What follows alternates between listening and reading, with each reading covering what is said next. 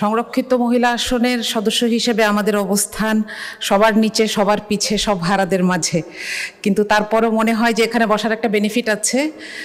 এখানে যেহেতু পিছনে কেউ নাই, আমাদের হাত উঠালে দেখা যায়। আপনাকে ধন্যবাদ আমাকে সুযোগ দেওয়ার জন্য। আমার প্রশ্ন ছিল মন্ত্রীর কাছে আপনার মাধ্যমে, যে বিশ্বের বন্দর পরিচালনাকারী প্রতিষ্ঠানগুলো 20 থেকে 30% তাদের প্রফিট থেকে খরচ করে থাকে সেই বন্দরেরই উন্নয়ন কার্যে।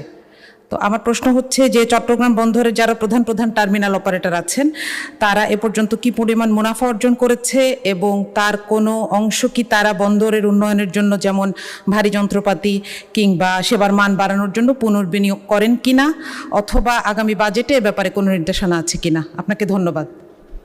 মাননীয় মন্ত্রী। ধন্যবাদ মাননীয় সংসদ সদস্য। আমাদের মূলত এই মুহূর্তে ফাংশন করছে 3টি টার্মিনাল।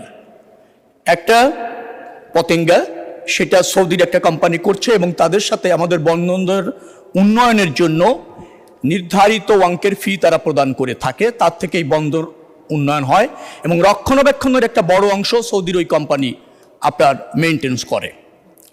আর আছে এনসিটি এবং সিসিটি, এই দুটি চট্টগ্রাম বন্দর কর্তৃপক্ষ কর্তৃক পরিচালিত হচ্ছে এবং তারা এই বন্দরের থেকে এটার রক্ষণাবেক্ষণ উন্নয়ন নিশ্চিত করে, যার জন্য 30 বা 40% বন্দরের জন্য উন্নয়নের জন্য রাখবো, সেই প্রক্রিয়াটা বা সেই সিদ্ধান্তটা এখানে কার্যকর হচ্ছে না। তবে যে সমস্ত কন্টেইনার টার্মিনাল আগামী দিনে বিদেশি কোম্পানির সাথে আমরা দেশের স্বার্থ রক্ষা করে চুক্তি করে মেনটেন্স করতে যাব, সেই সব ক্ষেত্রে এই প্রস্তাবনা যেটা আছে, পরামর্শ যেটা আছে, সেটা বিবেচনা করার সরকার চেষ্টা করবে। ধন্যবাদ মাননীয় স্পিকার।